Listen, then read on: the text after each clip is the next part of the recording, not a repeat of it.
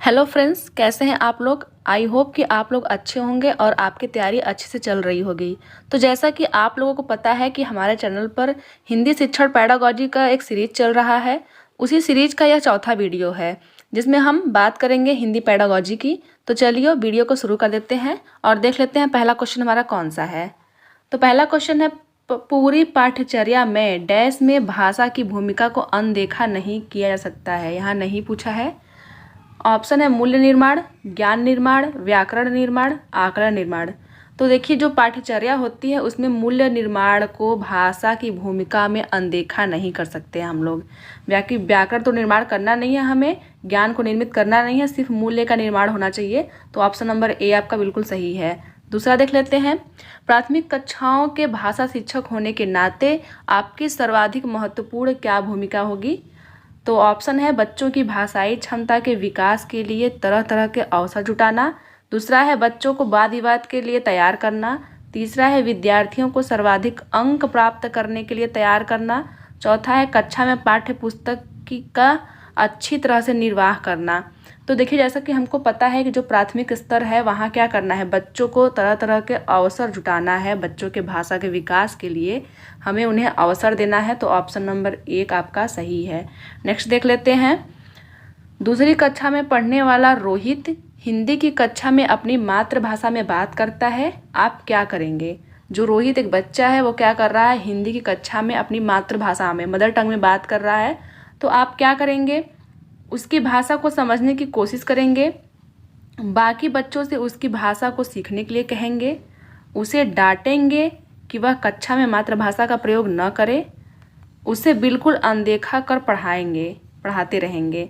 तो देखिए, अगर कोई बच्चा अपनी मातृभाषा का यूज़ कर रहा है तो हमें क्या करना है, उसकी भाषा को समझने की कोशिश करना है कि आखिर वह कह क्या रहा है, जिससे उसकी भाषा को समझने के बाद उसका जो शिक्षण अधिगम है वो अच्छी तरह से हम कर पाएंगे। तो ऑप्शन नंबर एक आपका बिल्कुल सही है। और अगर हम इस पर टिक करते हैं, बाकी बच्चों को उसकी भाषा सीखने के लिए कहेंगे, तो बच्चे उसकी भाषा सीख लेंगे तो उनका कोई फ़ायदा नहीं होने वाला है। और डांटना तो बिल्कुल भी नहीं है और अनदेखा भी नहीं करना है। तो नेक्स्ट देख लेते हैं क्वेश्चन नंबर 4, पढ़ना सीखने के लिए कौन सा उपकौशल अनिवार्य नहीं है। यहाँ 4 उपकौशल दिए हुए हैं, इनमें से कौन सा अनिवार्य नहीं है, हम उसकी बात करेंगे। तो ऑप्शन है भावनात्मक संबंध, दूसरा है वर्णमाला याद करने का कौशल, तीसरा है अनुमान लगाने का कौशल, चौथा है भाषा की रचना की समझ। देखिए, जो बच्चे होते हैं उनको पढ़ना अगर सिखाना है तो अनुमान लगाने का कौशल, ये आपका उत्तर सही हो जाएगा, क्योंकि यह अनिवार्य नहीं है। बच्चा अनुमान लगा के नहीं सीखेगा कि अगर क है, अगर उस पर आ का मात्रा लगा है तो उसको का पढ़ेंगे, और अगर ई की मात्रा लग जाएगा तो उसको क्या पढ़ेंगे। ये आपका हो गया अनुमान। बच्चा छोटा है इसलिए वह अनुमान द्वारा सीख नहीं पाएगा। तो ऑप्शन नंबर 3 आपका सही है। नेक्स्ट देखते हैं, द्विभाषिक बच्चे डैश विकास, सामाजिक सहिष्णुता और डैश चिंतन में अपेक्षाकृत बेहतर होते हैं। द्विभाषी बच्चे संज्ञानात्मक विकास, तो यहाँ संज्ञानात्मक भरेंगे हम लोग, सामाजिक सहिष्णुता और डैश, यहाँ डैश में हम लोग क्या भरेंगे, सीमित चिंतन। अगर सीमित चिंतन में अपेक्षाकृत बेहतर होते हैं तो चिंतन को कभी सीमित नहीं करना है, तो ये गलत हो गया। चिंतन को क्या करना है, विस्तृत करना है। तो ऑप्शन नंबर 2 आपका सही हो जाएगा। द्विभाषी बच्चे संज्ञानात्मक विकास, सामाजिक सहिष्णुता और विस्तृत चिंतन में अपेक्षाकृत बेहतर होते हैं। तो ऑप्शन नंबर 2 आपका सही है। नेक्स्ट देखते हैं, निम्नलिखित में से किसके अभाव में हम पढ़ नहीं सकते। देखिए, यहाँ पढ़ने की बात है, इनमें से हमें क्या नहीं आएगा तो हम नहीं पढ़ पाएंगे। ऑप्शन है लिपि से परिचय, 12 खड़ी से परिचय, वर्णमाला की क्रमबद्धता का ज्ञान, संयुक्ताक्षरों की पहचान। तो देखिए, इसका ऑप्शन नंबर 1 ही सही हो जाएगा, क्योंकि जब तक हम लिपि से परिचित नहीं होंगे हम किसी भी भाषा को पढ़ नहीं सकते हैं। एग्जाम्पल के तौर पर समझते हैं, अगर मान लीजिए सिंधु घाटी सभ्यता की कोई भी चीज़ है तो उसकी लिपि को हम नहीं जानते हैं, इसलिए हम उसको पढ़ नहीं पाएंगे। तो पढ़ने के लिए लिपि का परिचय जरूरी है, लिपि हमें आना चाहिए। तो क्वेश्चन नंबर 6 का ऑप्शन नंबर पहला सही हो गया। अगला क्वेश्चन देखते हैं, भाषा और विचार के संबंधों की चर्चा में अग्रणी है। मतलब जब भी हम लोग भाषा और विचार की बात करेंगे हिंदी पेडागॉजी में तो हमेशा चॉम्स्की आते हैं।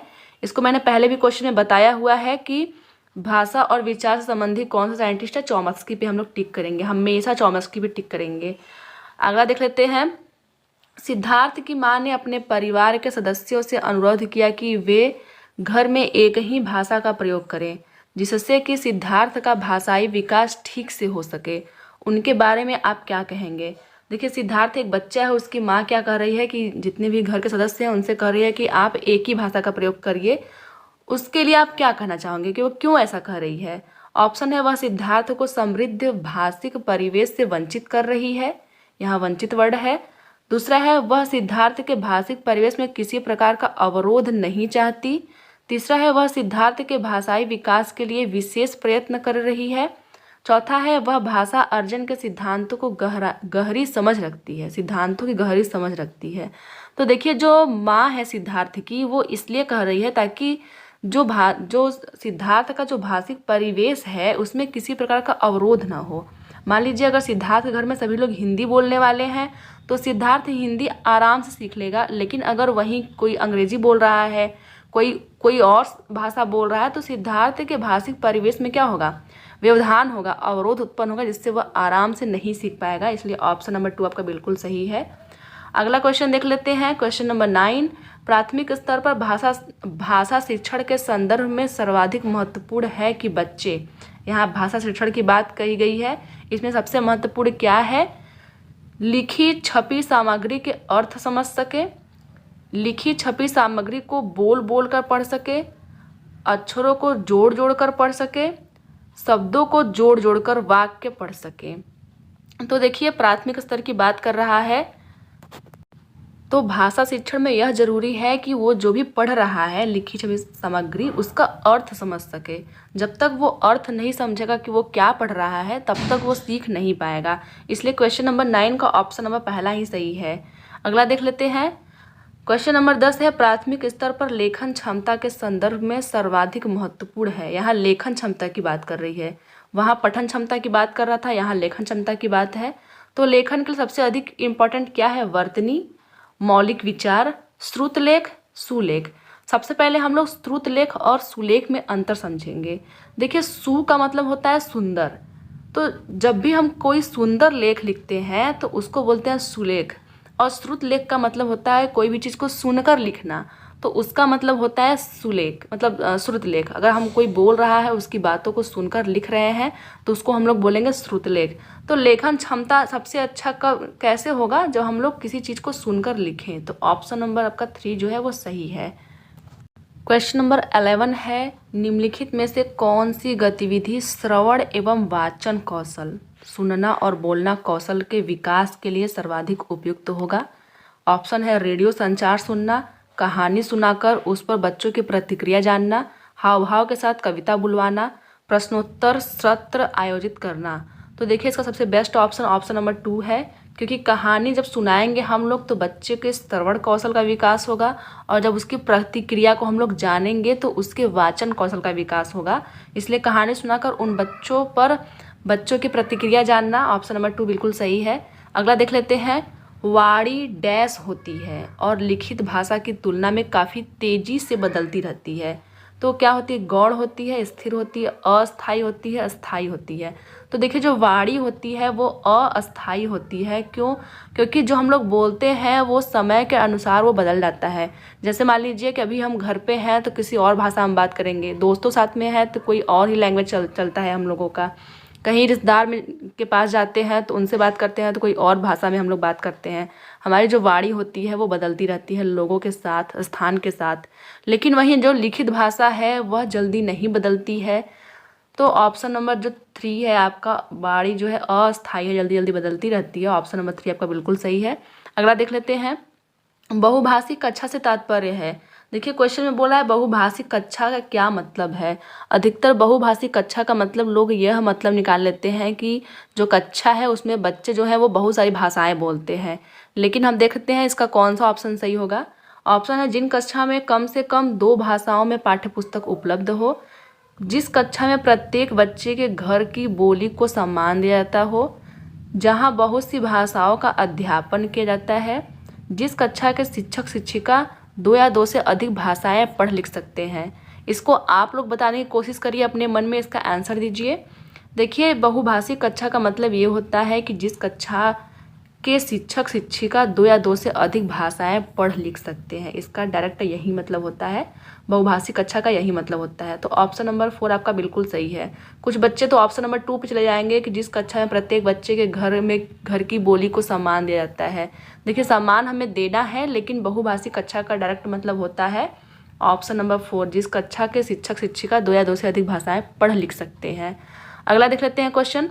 संज्ञान के स्तर पर विकसित डैश अन्य भाषाओं में आसानी से अनुदित होती रहती है। ऑप्शन है ज्ञान क्षमता, व्याकरण क्षमता, तर्क क्षमता और भाषा क्षमता।